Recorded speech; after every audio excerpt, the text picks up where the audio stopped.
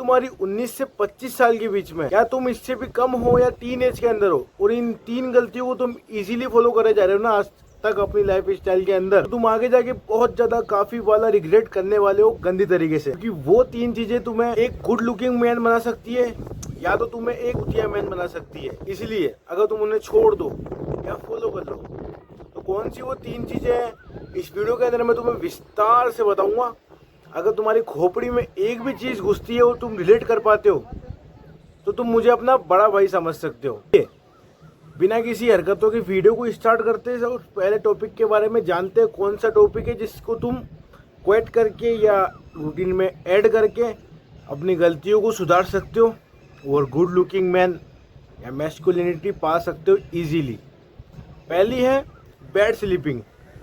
ये चीज़ बहुत ज़्यादा कीमती है, स्पेशली तुम्हारी खाने से भी ज़्यादा कीमती तुम्हारे लिए सोना है। मैं नहीं कह रहा हूँ, इस चीज़ के ऊपर साइंटिफिकली रिसर्च भी हो चुकी है काफ़ी बार कि अगर तुम स्लीप ढंग की नहीं लोगे और तुम प्रोटीन, कार्ब्स, इन सब चीज़ों के ऊपर ध्यान दोगे तो वो कहीं नहीं लगेगा तुम्हारी बॉडी के अंदर, क्योंकि तुम्हारी बॉडी की जो रिकवरी होती है वो तुम्हारी स्लीप के अंदर ही होती है।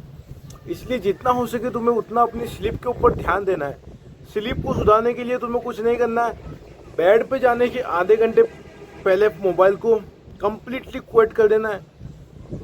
और सोने से पहले तुम्हें मैं सजेशन दूंगा कि पानी जितना हो सके उतना कम पियो, क्योंकि अगर तुम पानी पियोगे तो तुम्हारी नींद बार बार डिस्टर्ब होगी उस रात के दिन और तुम हज़ारों बार उठ जाओगे मूतने के लिए। इसलिए जितना हो सके उतना कम पानी पियो। ये चीज़ मैं खुद एक्सपीरियंस कर चुका हूँ, उसके बाद तुम्हें बता रहा हूँ काफ़ी स्लीप इससे डिस्टर्ब होती है और तुम एक डीप स्लीप के अंदर नहीं जा पाते जैसे तुम्हें सोना चाहिए और तुम्हारी रिकवरी के लिए। इसलिए मेरी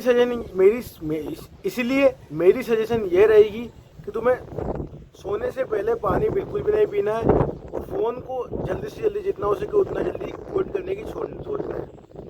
कोई लोग ऐसे होंगे कि वो सोते ही 11-12 बजे हैं और सुबह 6 बजे या 5 बजे उठ जाते हैं, तो उनकी रिकवरी या उनका कुछ भी खाना जो खाते हैं वो लोग तो उनकी शरीर में नहीं लगने वाला, उनका पूरा ब्रेन ही खराब हो जाएगा।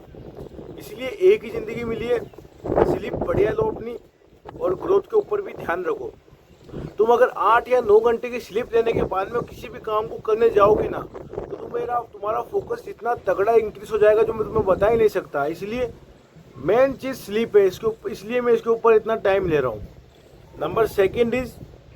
सेकंड नंबर को जानने से पहले मैं तुम्हें एक बात बताना चाहता हूँ कि तुम अगर किसी भी चीज़ को फॉलो करने जा रहे हो ना तो उसको लगभग 25 से 30 दिन तक इजीली फॉलो करा करो और उसके बाद ही रिजल्ट आके मुझे बताया करो।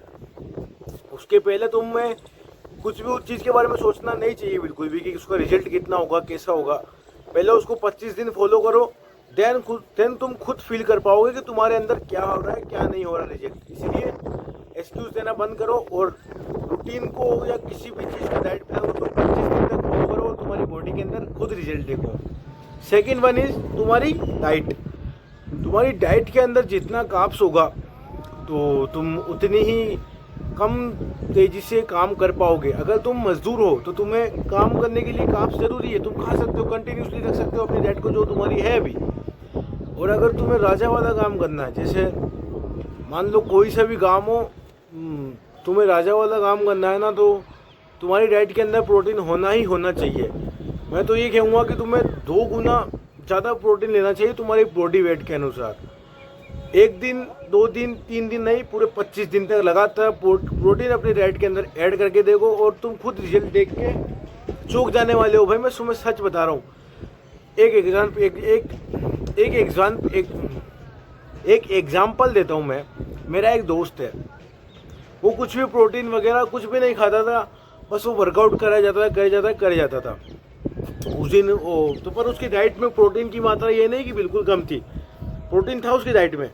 मैं बेसिकली राजस्थान से हूँ तो हमारी डाइट के अंदर प्रोटीन होता है अच्छा खासा। मैंने इंटेक बढ़ाने के लिए कहा प्रोटीन का, तो जैसे उसने अपनी डाइट के अंदर प्रोटीन का इंटेक बढ़ाया तो गैस व्हाट क्या होना था, वो ऐसा दिखता था। वो 25 से 30 दिनों के अंदर ही ऐसा मस्कुलर दिखने लग गया, क्योंकि उसके जेनेटिक्स अच्छे हैं और प्रोटीन मिल गया तो उसे बूस्ट मिल गया जेनेटिक्स को भी कि भाई साहब ये क्या चीज़ है गई। इसलिए प्रोटीन के ऊपर बहुत ज़्यादा ध्यान देना चाहिए तुम्हें, स्पेशली अगर तुम्हारी एज 19 से 25 है या किसी भी एज ग्रुप में हो तो तुम्हें प्रोटीन खाना ही खाना है। और नंबर 3 इज तुम्हारी डूम स्क्रॉलिंग। मुझे पता ही नहीं आज तक बंदे डूम स्क्रॉलिंग इतना करते क्यों है। अगर तुम्हें करनी है तो 1 या 2 घंटे तक इनफ है, मोर देन इनफ है। 7-7 घंटे का टाइमिंग आता है भाई लोगों का। मैं खुद देखा हूँ मेरे आसपास वाले सर्कल के लोगों का, जो जिनके साथ मैं पहले रहा करता था, अभी मिले थे मेरे को 2-3 दिन पहले। मैंने उनका इंस्टाग्राम की टाइमिंग देखी। वो आता है इंस्टाग्राम के अंदर फीचर है जिससे तुम टाइमिंग देख सकते हो कि इस दिन तुमने कितना सारा चलाया है।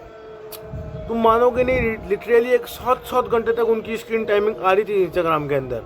कुछ लोग बंदियों से बात करने में पागल है, कुछ लोग रील स्क्रॉलिंग करने में पागल है, कुछ लोग अश्लीलता देखने में पागल है। इंस्टाग्राम के ऊपर भी आती है, मुझे कहने की ज़रूरत नहीं है वैसे तो। इसीलिए तुम्हारी डूम स्क्रॉलिंग जितनी ज़्यादा रहेगी तुम्हारा डोपामाइन सिस्टम उतना ख़राब होता जाएगा।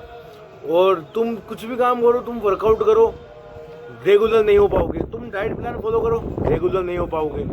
तुम कुछ भी काम करने की सोचो, रेगुलर हो ही नहीं पाओगे, क्योंकि डोपामिन स्पाइक होने की आदत तुम्हारे ब्रेन को लग चुकी है कि जब तक इसको रिजल्ट नहीं मिलेगा फास्टर वे से तब तक ये मानेगा ही नहीं कि भाई कुछ भी चीज़ करने से मुझे आराम मिल रहा है या नहीं मिल रहा है। इसीलिए डूम स्क्रॉलिंग को तुम्हें आज से स्किप करना चाहिए अपनी ज़िंदगी के अंदर से। तुम आगे जाके बहुत ज़्यादा सुख पाने वाले हो।